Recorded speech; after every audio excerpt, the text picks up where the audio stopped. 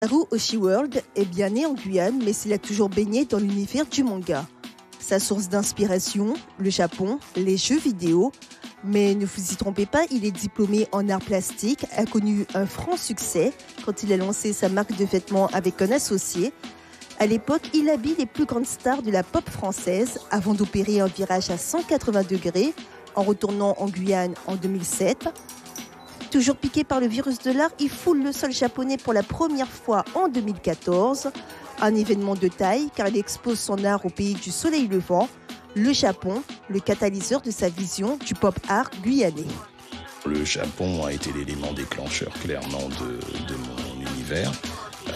Tout simplement parce que je voyais ce que faisaient les artistes japonais à travers leurs œuvres. Ils mettaient en valeur leur culture avant tout, qu'ils mélangeaient avec des influences internationales certes, mais on ressentait vraiment leur identité.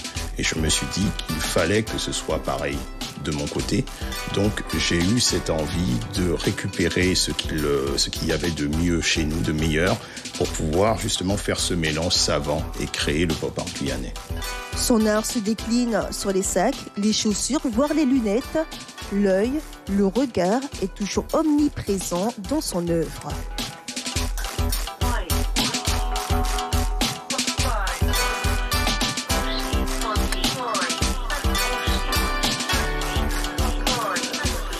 Alors là, effectivement, c'est une marque de fabrique, surtout que j'en ai beaucoup étudié le design, comme vous pouvez le constater. D'ailleurs, il va évoluer petit à petit avec le temps. Et quant à sa signification, il signifie que j'aimerais que notre pays s'ouvre, c'est-à-dire un troisième œil ou quatre yeux, vous voyez, je les porte sur les lunettes, arriver à l'éveil. J'ai l'impression qu'en Guyane, on vit un peu sous cloche et j'aurais bien aimé qu'on puisse s'ouvrir un peu plus.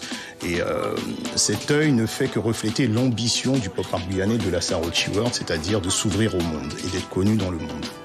Le pop art guyanais, il le définit comme de l'art goulou, du mot créole à goulou, ce qui signifie gourmand, vorace, car il se nourrit du monde qui l'entoure.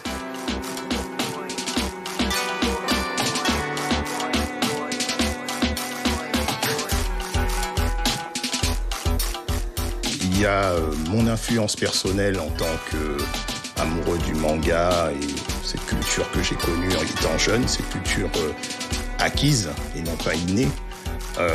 Ma culture innée en tant que Guyanais, tout ce qui fait le sel de notre patrimoine, la richesse de notre culture, ainsi que la faune et la flore.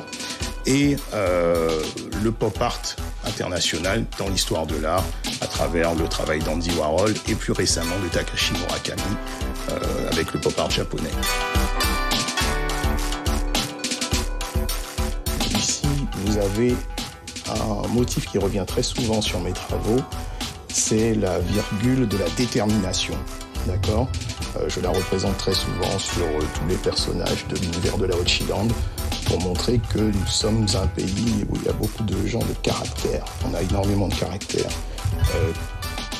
Je l'ai même fait faire par un artiste Bushinage, Maître Amimba, que je remercie. C'est mon porte-bonheur. Je ne me déplace jamais sans. Il m'accompagnera d'ailleurs à mon prochain voyage au Japon. Et ici, les petites gouttelettes reviennent souvent sur mes personnages. Ce sont les gouttes du sérin. Voilà, de la rosée du matin, parce que c'est mon moment préféré dans la journée. Son art, il le veut militant, pétri de conviction. Le pop art guyanais est un acte militant aussi.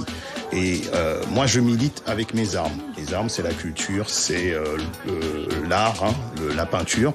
Et je suis persuadé que si je continue à diffuser le pop art guyanais à travers le monde, à l'international, qu'on va de plus en plus parler de la Guyane. De plus en plus, essayer de connaître, savoir ce que c'est.